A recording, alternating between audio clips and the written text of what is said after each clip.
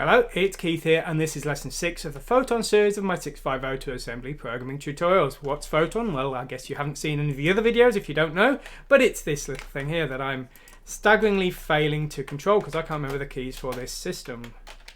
Okay, so having figured out the controls, I can now show you that it's this light cycle Tron clone. Basically it's a little example really of how to plot and read pixels from a screen of various systems in a multi-platform way, and also some vector graphics, not just the dots you're seeing drawn here, but also the title screen is in a Vectrex format of all strange things. So I think it's quite a fun little tutorial series, and we're going to be looking at it on the Atari Lynx today. And the Atari Lynx has a nice 16 color screen which we like, and a tiny little screen which we possibly don't like quite so much, but it is what it is and it's a great little system. So we're going to go over the code today. Now, the code always starts with some definitions for the platform. Now, the Lynx has 16 colors, so we can use all 4 of the defined colors, excluding the background color that this game potentially uses. It doesn't use more than 4 colors, no matter how many you have, so we're just using 4. Now, it's defining the screen width as 20 here, and it's also defining the size here. Now, screen width 20 basically tells it to scale down things like the title graphic by 50%. That's the advantage of using vectors. We can scale things down quite nicely, so that worked very well. And then these are for the defined drawing area of the level map and the positioning of objects and things like that. So that's defining the settings here. And user RAM is the variables for the game, because this game's designed to be able to run from ROM, and on your ROM most of the code won't be writable, of course, but all of the game variables go into user RAM. Here we're setting up our screen and stuff. This is all stuff I've covered before in the YQuest series and the Simple series. So if you need to know how that works, please see those, because I really don't want to discuss it again. I'm getting tired of it. So we're going to skip over that kind of thing, and we're going to start here. Here we're resetting the game variables, and here we're showing the main menu. Now I need to discuss how the game logic works just a little bit before we will understand it. So here is the game. Now if I press left here and I hold it, nothing's happening. I have to release and press again to actually turn. And if I use boost mode here, which is set to option button, which is really one, which should be a fire button, but you can see I'm moving faster, and that's so we can catch up with the CPU player and give us some adventure, give us a bit of a challenge. So that's the functionality, and you're going to see that in the code that we're looking at here. Now, the boost mode is basically done where we're drawing the player's updates every single tick. Non-boost mode does every other tick, so tick is either 0 or 1 to define that, and we've got that there. Then we're defining a speed, either 1000 or 500, that's the delay, and the delay is smaller if the boost is off, and that's not because we need to move faster, that's because the drawing of the vector font in the corner is rather slow and we have to compensate for it, so that's why we've got that there. Next, what we're doing is we're reading in the controls, and we are just seeing if any keys are pressed, and if no keys are pressed, we're clearing the key timeout, and that's how we check if the players release the keys, so that when they press them again we actually want to act upon them. So we're doing that there, and that's all part of the delay loop here.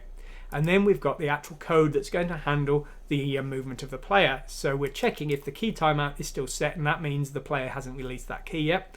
If it is, then we're going to skip over all the rest of the code here. First thing we're checking here, and then what we're doing is we're setting the boost off, and we do that by writing a 1 into the variable boost. That turns it off. 0 turns it on. You can see that just down here. What we're doing next is we're loading the variable for the player's acceleration settings into IX, 0 page entry IX, and this is the X and Y movement that occurs on the player, and this will need to change if the players change their direction. We check if the players turned left or right here, and if they have, we decrease or increase the player direction. Now the player can either be north, south, east or west, and it rotates around in one way or the other. And what we're doing here is we're decreasing or increasing the player direction, which should be 0 to 3, and then the function, which is a multi-platform routine, set player direction, handles all of the rest of that, and it will copy the new player's movements into player acceleration, which is defined by IX, because it also does the CPU, you see. So that's how we're doing things there. And then we're setting the key timeout here, which just means, well, the player's got to release that key before we're going to do anything else, they say. So there we go. And here we're checking the fire button. If the fire button's pressed, or actually it's not the fire button, it's actually the option button, which is wrong. It should be the fire button, but it's not.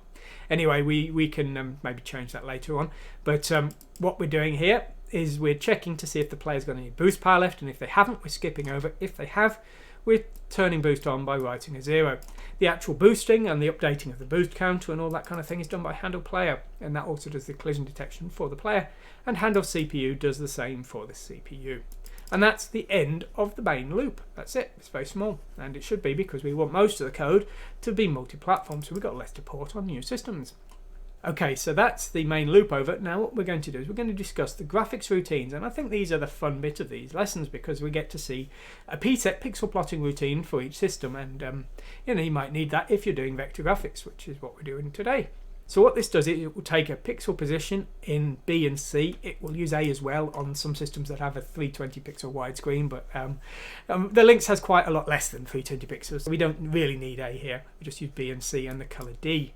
So first thing we're doing is we're checking the B position, and we're checking if it's negative, because we actually start drawing the boost counter slightly off screen, because there's some space around it and things. So just to make sure we're not doing anything silly, we're just checking if we're being told to draw it off screen there, because otherwise we get some graphics glitches. What we're doing next is we are just storing the color number here, and we're using get pixel mask, and this is a function we'll see in just a moment. This actually will calculate the memory position of the screen that we need to change. It will return that in HL, and it does that based on the B, C, X, Y position. It also returns two masks. It returns E, 0 page E, as the pixel mask. That's a mask for the pixel we want to change, and D as a mask for the pixels we want to keep. Now on the Atari Lynx, being a 16 color system, there's 2 pixels per byte, so each of those will contain just 1 pixel, and if we're changing that pixel, then we're keeping that pixel. That's how it basically works. So that's what the 2 masks are, but they aren't in the right color, because the mask is for the pixel, but it's not in the color we specified, and get color mask number will return the color. It will return a mask which is the 2 pixels both the same color, based on D, or what was D now in the accumulator. So what we then do is we AND the color mask with the pixel mask, and that returns us the pixel we want to change in the color we want to change it to, and that's what we need. We then load in the pixel from the screen, mask out the pixel we want to change, keeping the background, or in the pixel that we want in the color that we want, and we store it back to the screen. And that is our PSET routine. Obviously some bits of work being done by the routines, but we're going to discuss those now as well. So get color mask, well, how does that work? Well, first of all, because there's 2 pixels per byte, we're going to convert our X position into a byte position, and we shift ZB to the right by 1 bit, and that will now convert it into a byte position. And then we're using get screen pos, and this is the same function, give or take, that we used in the Simple series and also the YQuest series, and so we're not going to discuss it today. Basically, it just calculates a byte position, a memory address for the byte position, given an X byte position and a Y line position. And if you need to know how it works, you can please go and see one of those other tutorials I've already done, let's say the YQuest or Simple series. And then what we're doing is we're using a lookup table to calculate which of the 2 pixels we want to change. So we're masking out just 1 bit of the X position here, because it's going to be 1 or 0, and then we are loading in a mask for the pixel, and you can see here these are the masks. And the Lynx is quite nice to us. Basically the top nibble is the left pixel, the bottom nibble is the right pixel, which is very nice. Should seem obvious maybe, but you haven't seen the Amstrad CPC mode 0, which is a weird, crazy, bit messed up nightmare. Anyway, this is quite nice, so that's what we've got there. That's how we're getting our pixel position, and we're storing that in E, flipping the bits and storing that in D, and D of course is the background mask. So we've now got our 2 masks. And get color mask number, this is the one that takes a color from 0 to 15, and it returns a byte with both pixels set to that color. And again, I'm just using a color lookup. Now we could have done it with bit shifts, I guess, but the color lookup is the way I've done it on every other system, so that's what we're doing here. So you can see here we've got these color masks here, and to be honest, you could have possibly done things more efficiently. Maybe you didn't need these lookup tables, but this code is converted. I port this to a lot of the systems where they work like this, so I tend to use the same code, and only really start clamping down on the optimizations when I'm having performance issues, and this game runs far too fast anyway. So there we go. So as I say, that works okay, and that's how we are getting our color masks. Now the point function is almost the same. This is of course reading a pixel from the screen. Now this Photon game doesn't actually care what color it's read from the screen, but I'm giving you a routine that will actually give a valid color number from 0 to 15, just in case maybe you want to extend the game and have some power-ups in different colors and detect them and give the player some kind of extra boost power or some nonsense, I don't know. But we want to make a routine that works properly, so we're getting the memory address and the masks again here. We're loading in from the memory address. We're masking the pixel with the mask for the pixel we want to look at in E here. And that's now the pixel that we're looking at, but the number may be 15 if it's in the bottom nibble, but it could be something much higher if it's in the top nibble. So we're going to need to correct it. And that's what we're doing here. We're masking the bottom bit here. There should be another couple of zeros there to make that clear, but it works all the same. So we're masking the bottom bit of the screen position in pixels, which is the position.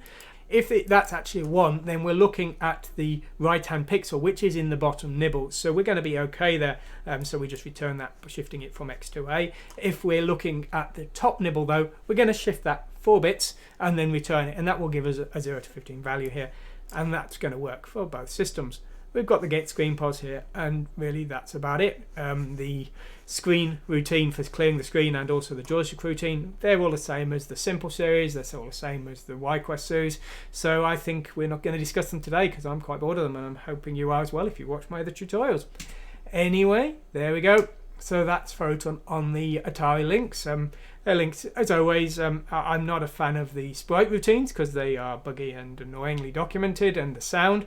But the graphics, despite the small screen size, which was totally understandable for a handheld, it's a very fast system, lovely colours, and it's nice and easy to program for, as I say, in the case of bitmap graphics. So, yeah, lots of fun coding it, and I hope you'll enjoy this.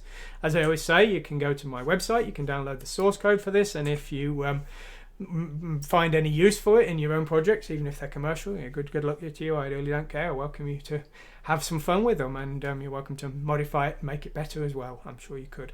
Anyway, I hope you've enjoyed this. Thanks for watching. If you've enjoyed this video today, please consider supporting my content. It takes 20 to 30 hours a week to keep making these videos. It's basically all I do when I'm not doing my day job, and it's only through the support of my patrons and the other sponsors that I'm able to continue justify doing it, essentially. You can back me on Patreon. I post a weekly update with the latest work on the current projects I'm doing. You can see one here, and also the newest videos. There's a large backlog of videos that are currently only available to the patrons, although they will all be available to everyone later on. And also it's the backers who I ask when it comes to making decisions on how to change the content in the future, what new content to create and things like that. You can see there was recently a survey of the backers, so I can plan next year's content. As well as Patreon, you can now become a member of my channel on YouTube. There's a join button you should see just below this video. You can use that. YouTube backers get the same content as Patreon. I just post it through the YouTube interface instead of the Patreon one. It's the same content every week. Also, if you prefer, you can go to my Teespring store and you can get some Chibi Akuma's merchandise or some Learn ASM merchandise if you prefer, if that's how you would like to back me. Links for all three are in the description of this video below. Anyway, whatever you decide to do, I hope you've really enjoyed this video. Thanks for watching today, and goodbye.